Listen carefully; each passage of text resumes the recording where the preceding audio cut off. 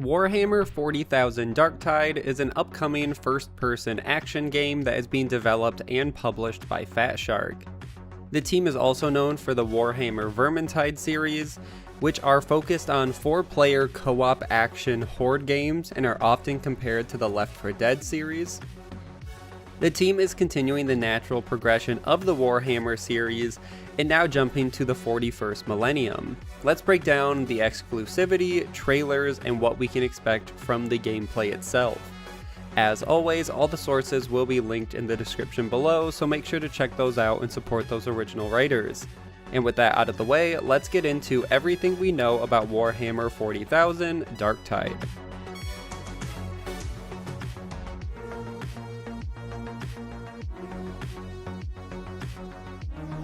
Let's start with the announcement trailer that was released in July of 2020. The trailer starts with a voiceover that says, "My Lord Inquisitor, I've reached Atoma Prime and begun our investigations. A recon squad has been sent into the sub-level 6 of the Hive to determine the full extent of the unrest. I'll know more when they make it back." And then they allude to the fact that this recon squad might not make it back. And the trailer did exactly what it was meant to. There was no gameplay, but it gave a few clues and details to look forward to for fans of the Warhammer franchise for some of the lore in these Hive cities. But for general audiences, it introduced this 4-player co-op idea again, and that basically they would be taking the same premise of Vermintide into the 40k series. But for general details, in the description of the trailer, the team confirmed the game would once again be a 4-player co-op action game set in a hive. Another important aspect of the trailer is the fact the game was shown off at the Xbox Series X stream from Microsoft, so it's no surprise that at the end of the trailer the game was announced for the Xbox Series X and Steam. And we will get into exclusivity a little later, but it's not as exclusive as it might seem, but at least at launch it will be on the Xbox Series X and most likely Game Pass as well, but that has not been 100% confirmed at the time of recording. Also, the release window they gave for this title is 2021, which still seems ambitious considering how few details the team has shared about the project, but once again we'll get into that a little bit later. And the team elaborated further on a blog post that was released on the same day as the trailer. The team said they received so much feedback from their fans to create a game similar to Vermintide and Vermintide 2, but as a 40k game. So still Warhammer, but now let's go to the 40k aspect of the world, which directly led to the creation of this project. Further, in the blog post, the team said this game will feature a more complex ranged combat system compared to the previous games they've made, and they now say that the ranged combat will be up to par with the melee weapons. And the team is hoping for a truly hybrid system of ranged and melee combat with a high skill ceiling, all of which will be viable for endgame and for mastery regardless of which weapons you decide to use. So if you want to just use melee, you can do that. If you want to use ranged, that's perfectly viable, but there's a really high skill level if you want to use both and kind of figure out what works for you. And the last piece of information around the reveal event were some pre-alpha screenshots of the game's enemies and areas. Obviously, all of these are subject to change by the time the game is actually ready to be released, but it was once again meant to give fans an idea of what to expect from this title in terms of the world they were creating, and all of them look really good, so I'll let the rest of these play out.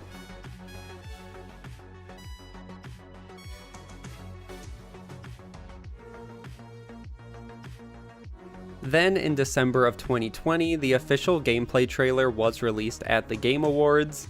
We got what seems to be our first look at the 4 different playable characters, all of whom will most likely be assigned a different class, and then it will get more complex from there, just basing this off Vermintide. And we see them each use a variety of melee weapons in the trailer. The gameplay looks really good, and then the trailer shifts to show off the ranged combat. So half the trailer is really focusing on melee, and the other half is ranged, which once again reflects the company's gameplay goals for this title. The trailer shows off the new swarm enemies called the Poxwalkers, which are easy to take out alone, but can provide a bigger challenge in larger numbers. and 2 of the character classes seem to be an Imperial Guardsman, which is confirmed, and fans have speculated another playable character could be the Gargantuan Ogren. Pronunciation might be a little bit different, but these are the 2. The Ogren is speculation, but the Imperial Guardsman is confirmed that will be one of the playable characters. Around this same time as the gameplay event, more details were given about the game on the Steam page. The updated story synopsis said, quote, "In the depths of the Hive, the seeds of corruption threaten an overwhelmingly tide of darkness. A heretical cult known as the Admonition seeks to seize control of the planet Atoma Prime and lay waste to its inhabitants. It's up to you and your allies in the Inquisition to root out the enemy before the city succumbs to chaos." And it continues on saying, "Step into the dystopia and violent world of the Warhammer 40,000 universe, where you play the part of a convict turned agent who serves the zealous Inquisition in its mission to exterminate chaos, cultist corruption." And once again, the team reiterates the customization and gear we can expect from game in the final quote, which says, quote, "Choose your class and customize your skill set and loadout, all tailored to suit your own style of play. Upgrade your gear, customize your character's looks, improve your worth to the elusive Inquisitor." And for the most part, this is a lot more details we were given. It teases more about the story. It confirms there will be customization, and from the sounds of it, more customization than in their past games. So it sounds like they're just taking everything they learned from Vermintide and applying it to a bigger scope. Then in January of 2021, PC Gamer released their 352nd issue, where Warhammer 40,000 Darktide was the cover story. I'm not going to cover the article word for word, so if you want to read the entire thing, you can either look for a print copy or buy a digital copy, but I am going to be focusing on details that have not been covered so far in this video. And we'll just go page by page. So the first page says the team is still cautious about what information to reveal because the game is still in a, quote, fairly early stage in January of 2021. The co-founder of the studio has said they want the game to be familiar to fans of the Vermintide series while still being approachable for new players trying to get involved. And the article says, while the generic gameplay loop is the same, the team is planning some significant changes, but hasn't really gone into detail in what those are, but they are looking at every aspect of gameplay and seeing if it needs tweaking or fixing compared to Vermintide. I do want to stop and just say it really is interesting that they're saying the game is in such a fairly early stage, considering by the time this article came out, it was in 2021 and the game is supposed to come out sometime later this year.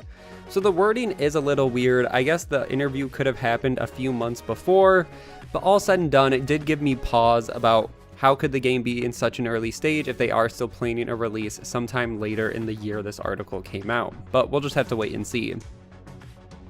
The next section of the interview talks about areas in the Hive cities. The first is the Hab Zones, which says the Hive's billions live in the Hab Zones, where you might find some survivors holding out against the tide of Gurgle's abominations. The second area is the walkways. Quote, "If you want an idea of the scale of the Hive, why not visit one of our gothic, picturesque bridges and walkways? Don't look down." Third is the market, which says, quote, "Come to the underground water market to admire the uplifting graffiti and cheery atmosphere. It's probably even nicer now that Nurgle's moved in." Fourth is the service tunnels. Quote, "Why not explore the guts of the Hive? Though the weather isn't great. We'll warn you, an umbrella doesn't protect you from acid rain." And the last area they discuss is the prison, which says, quote, "Don't forget to be on your best behavior. The Imperium isn't delicate when it comes to upholding the law, hence all the bloodstains." So once again, they don't give too much detail. It's just meant to introduce some of these different areas the team is probably working on and some of the lore that we can expect when exploring this world. As the article continues on, the team says they have put more effort into customization and we will see more varied characters, but the team still isn't ready to discuss the specifics of the playable characters other than the Imperial Guardsmen. In terms of customization they can talk about, the team has mentioned talent trees for weapons as something they are considering, and all of these extra skills on the weapons will help you prepare for more dangerous missions.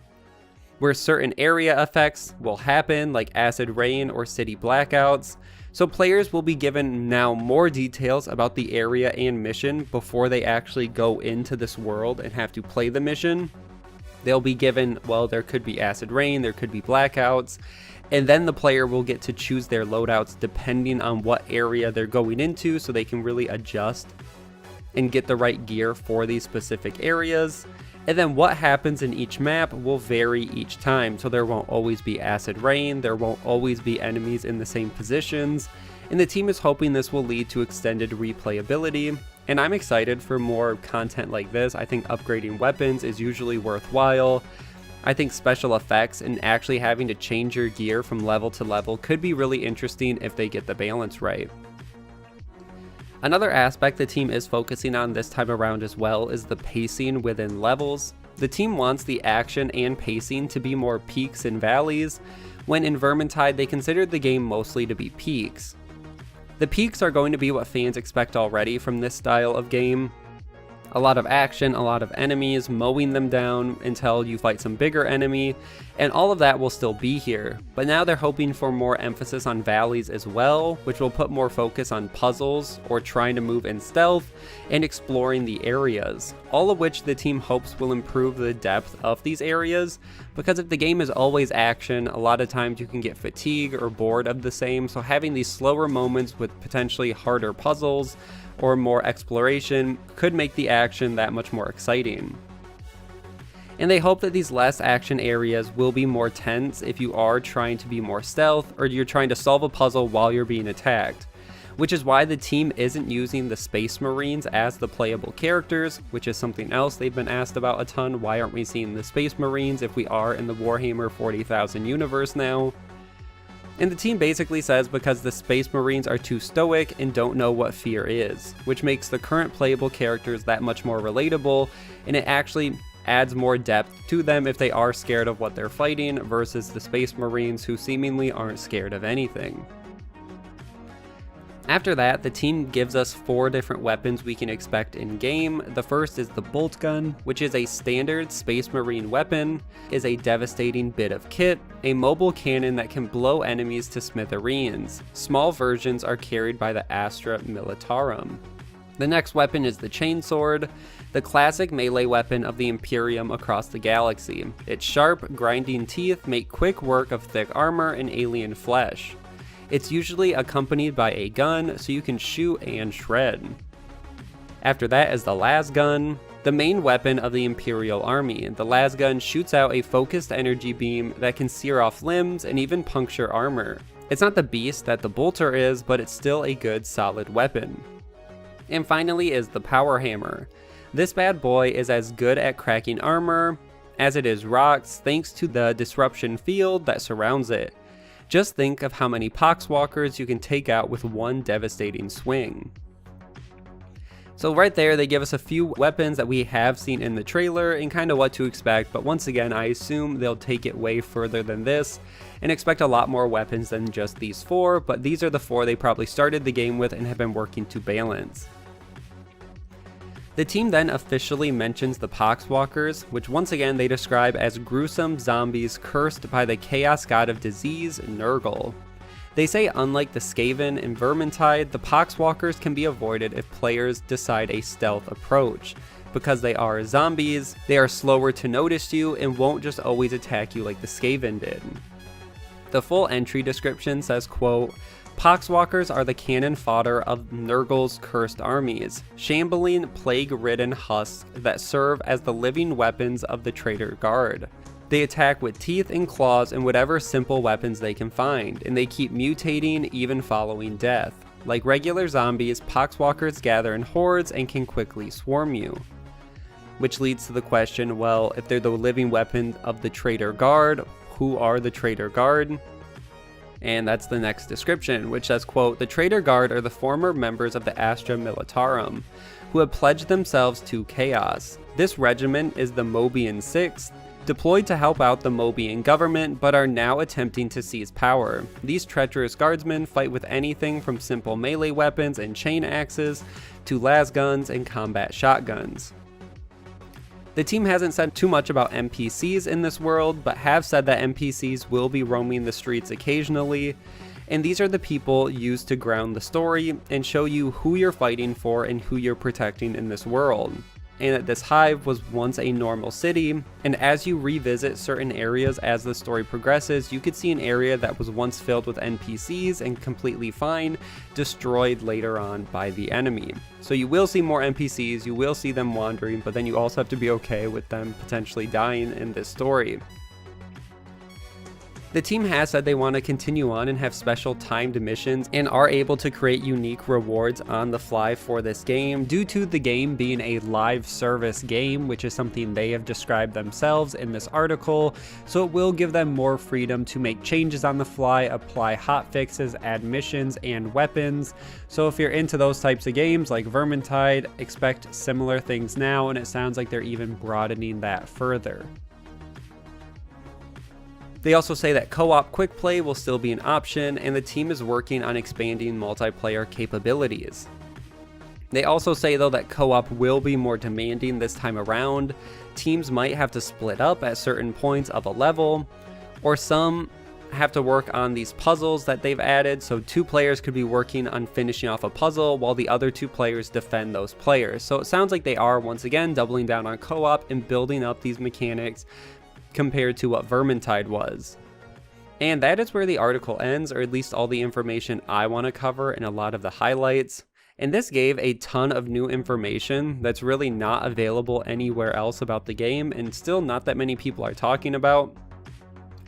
And once again, it's still so unique that the team is saying the game is so early on in development when they announced it with a 2021 release date. That was the only section that really gives me pause and has me wondering if maybe we will see this game get delayed or just have a very, very late 2021 release date. The last story I want to touch on is I know I said the game was announced for the Xbox and PC, but the Xbox exclusivity is only for the launch of the game, which means at some point the game will most likely come to the PlayStation 5, which is a similar deal Microsoft did with Vermintide as well. Vermintide 2 was launched on the Xbox One, and then a few months later was released for the PS4. So PlayStation fans will most likely get to play this game as well some point after release, but the exact time after release we aren't sure. I'd say probably expect a year. I think 2 years is a little too long, so I'd say a year is a safe time to assume. So if the game is launching fall 2021, potentially expect a fall 2022 for PlayStation players. And either way, that is everything we know about Warhammer 40,000 Darktide and where I'm going to end this video.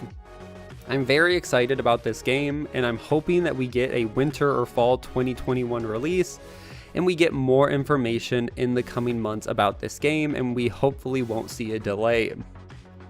Make sure to like and share this video, subscribe for weekly gaming news, and I will see you guys in the next one.